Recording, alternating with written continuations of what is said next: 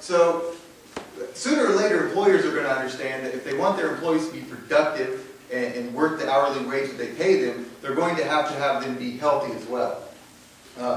I read a study saying that the typical healthy person on average makes 60% more than an unhealthy person makes. And that's because their productivity is more. They're more friendly. They deal with the customers better. They get more done in their 8-hour period of time than the unhealthy person does because they're crashed by noon and their insulin is through the floor and they're just kind of dragging their feet. But when you're healthy, you can't hide it. There's nothing you can do. You see it in the way they walk, you see it in the way they talk, you see it in the way they meet and greet people. They're alive and they know it. And they're not going to try to hide it. And that's the main difference when it comes to a healthy person, unhealthy person. What am I doing? What works? What doesn't? I think that's it.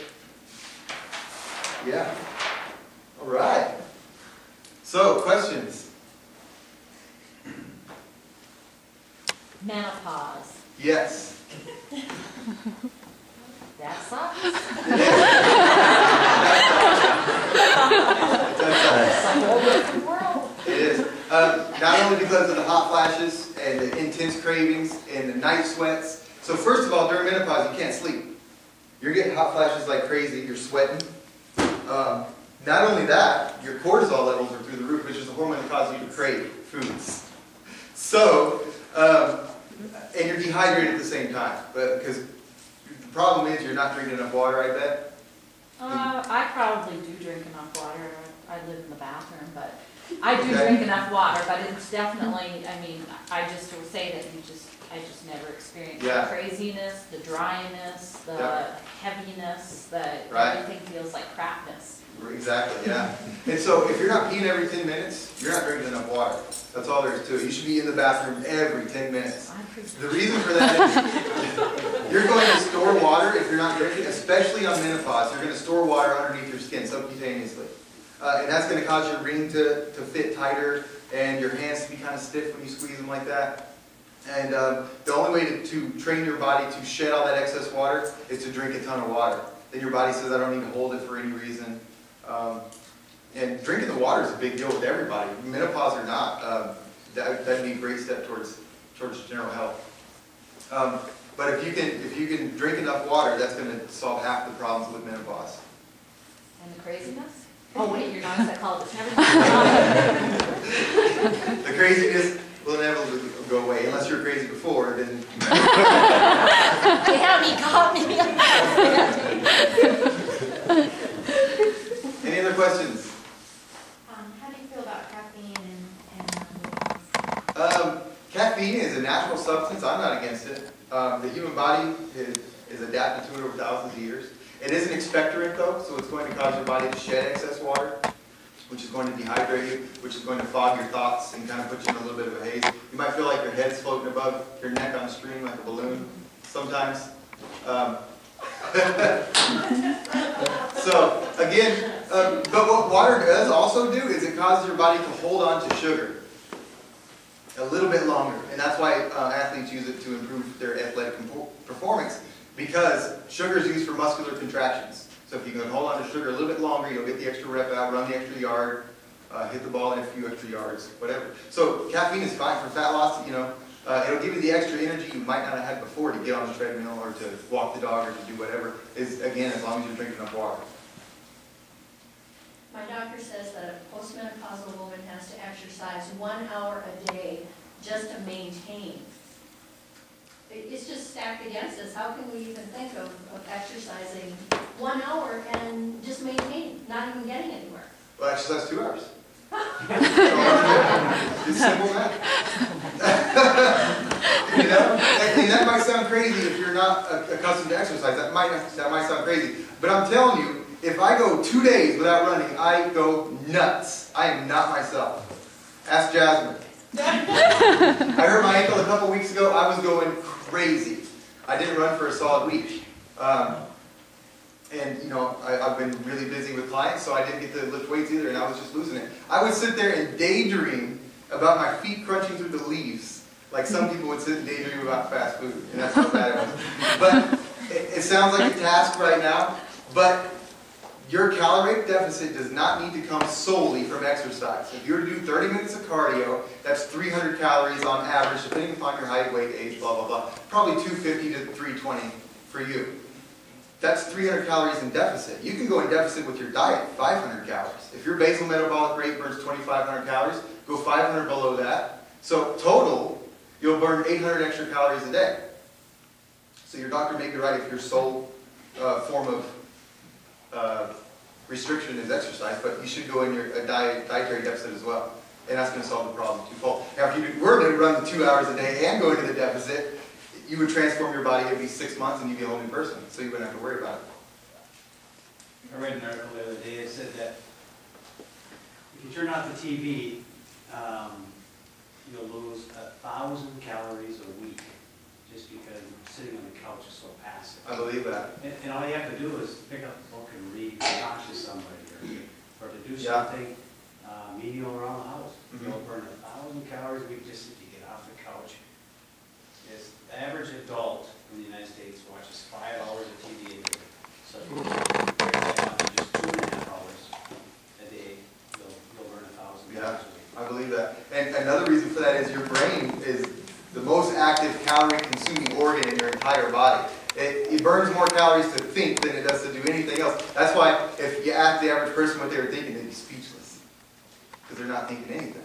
We are trained to live through our senses. We go by what we see, smell, taste, hear, touch. We do not think. We accept it. If it's in front of us and someone else is doing it, we accept it. Here's a point to prove that. In Grand Rapids, if you want to lose weight, what do? Rapid fuel, right? That's what everybody does. We don't think about it. We don't say, is this going to be a long-term thing that's going to help my health? We look around and say, what is everybody else doing? Because we're programmed through our senses. What is everybody else doing? Is it working for them? Well, it's not working for them. There's never been a long-term study saying that rapid fuel works. As a matter of fact, statistically, 97% of people who lose weight on rapid fuel are going to gain it back plus 10% the first year. The reason for that is rapid fuel uses soy protein. Soy protein has something in it called polysterol. Polysterols raise your estrogen level, which dumps a bunch of muscle. So according to the scale, when you're going to rapid fuel, it'll be down because you lost muscle, not because you lost fat long term. But we don't research this, we just do it. We look around and we say, what's everybody else doing? We live through our senses. So yeah. Hey. Hi. Okay, you say eat the right food at the right times. So Mhm. can you tell us like what are the right foods and what are the right times? Yeah, it's more importantly, if 90% of the foods out there are the wrong foods. So I can break it down by saying this, it's very simple. If you're going to eat anything besides meat, it should be raw. We overcook it, we cook everything. We don't need to preserve things nowadays. That's a tradition that we've been doing with the season. Now we have a global food economy. Trucks of produce can be shipped from any part of America, and we can eat them. We don't need to cook anything. We don't need to boil it. We don't need to eat it from a can. If it's cooked, it's going to get stored as fat. Plain and simple. All your carbohydrates should come from raw fruits, vegetables, and all your protein should come from meats, lean meats. You shouldn't eat any white flour ever, sugar, potatoes, white rice. All those foods are guaranteed to store as fat on your body. Guaranteed. Yes? Can you substitute beans for the lean meat? No, beans aren't a complete protein source. In order for it to be a complete protein source, it must have all 3 branching amino acids, which are leucine, isoleucine, and valine. Most beans are not complete. However, if you're going to mix brown rice with beans, that would be a complete protein. But then again, you're getting a carbohydrate with your protein, so you would have to separate the fats from that. Yes? I've heard a lot of dietitians speak and stuff, and if you work hard, like I'll split a couple cords of wood, I'll unload 3 loads of manure and back garden ferociously, and they talk about eating a serving of red meat like a deck of cards. That's nothing, I mean. Well, yeah, even a serving of red meat like a deck of cards will give you heart disease, though. So red meat should be taken out of your diet completely. It should be chicken and fish. Most of us in this country are immigrants from Western Europe. Cows are not something we had in massive quantities whenever we came over here, originally, but we came over here to the cows. So red meat is not something our bodies are adapted to. And when we eat it, it sticks to our colons like gum in your hair. And that's what's bad about red meat, and it prevents your body from absorbing all kinds of other nutrients from the rest of your food. So red meat should not be a staple in anybody's diet. Even lean red meat, like venison or elk or. Well, venison and elk are fine, I'm talking just beef. Yeah, venison and elk are absolutely fine. I think it's really confusing to, you know, you're saying you can't eat a carb with something else. What is that? Yeah, mixing your fats and your Things? carbohydrates, Yeah, I right? think that's really confusing.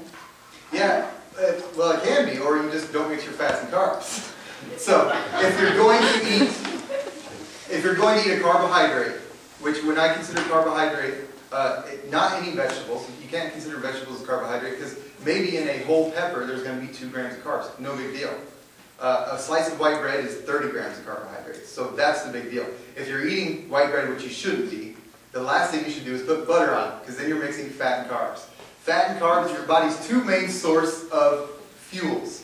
So when you put them both in your body at the same time, your body doesn't question it. It says, I got an abundance of energy, 15 minutes it's stored in your body's fat. That's as long as it takes. And that's why you can't burn it off, and that's why you can never mix fat and carbs. If you eat 300 calories worth of fat and carbohydrates mixed, they are literally processed through your liver and stored in your body in 15 minutes. Who the hell can burn 300 calories in 15 minutes? Nobody. That's why you can't mix fat and carbs. Yes? Back to the brown rice and beans. I don't like meat, okay? So when did you say that you should mix the rice with the beans on a daily basis, or that's too much? Or No, rice and beans is fine, but you just don't want to put any fat with that. just no fat in it? No fat, yeah. Got it. Mhm. What about all the, like, no salt and just tastes like butter and, you know, and all the imitation things, what can you say about those? Well, there's one brand out there, and all my clients know Smart Balance. Smart Balance is a really mindful company. Most companies just want to sell you some crap and get rid of you. Smart Balance makes their butter alternative out of flaxseed oil, which everybody's doctor is going to recommend you eat flaxseed oil. And so they also make their peanut butter, instead of with butter, they make it with flaxseed oil. So some of those things are actually good. So for a butter substitute, Smart Balance is going to be a good thing to use.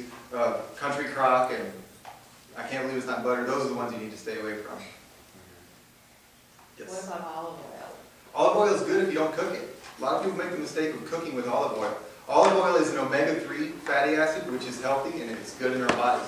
But when we cook it, it completely deteriorates the positive attributes of olive oil. So if you're going to cook with oil, it should be canola oil because it's resistant to heat. Yes? What about sugar substitutes like Splenda? Splenda's okay. I would stay away from sweet and low. Truvia is by far the best. Truvia is a plant that's naturally sweet, calorie-free, and that'd be the thing to substitute. Your body knows what to do with that. So, yes. What about coconut oil? Coconut oil is a monosaturated fat, which means any fat that's at room temperature, it's very thick, is not going to necessarily be good for the body. A healthy fat is always going to be liquid at room temperature. So Crisco is out of the picture, anything like that, and coincidentally, coconut oil is one of them. It's what's called a long chain fat. So you should make sure that you get enough, like you hear all the time, like a person should drink 8 glasses of 8 ounce glasses of water a day. Yeah. Is that true? That's a minimum, I'd say. I usually drink a gallon by noon. And water improves everything in your life. I can't stress that enough. And the crazy part is if you're not used to drinking enough water, you're going to feel uncomfortable all the time because your bladder's shrunk. Most people's bladder never reaches its full capacity. So most people are walking around with a shrinking bladder. You drink 8 ounce glasses of water and you feel like you're going to explode. Well, it's because we've never stretched our bladders out before. But I assure you, 6 weeks into that, your bladder's going to stretch up to normal, and it's going to be completely normal to drink 8 ounce glasses of water a day. Does it help you get rid of certain things? It does. As a matter of fact, the only way fat leaves your body is through your urine. It doesn't magically evaporate through your pores. It has to physically leave somehow. And the only way it does that is through your urine. So, yeah, the more water you drink, the more fat you're going to lose. Anybody else? You're going to think in 5 minutes, I swear. Hey. Any spices to stay away from? Are there any, like, if you were going to spice up some food, something that... Not really. As long as if you absolutely have to use salt, it should be sea salt. Sea salt, the only reason it's healthier is because it tricks our tongue into thinking that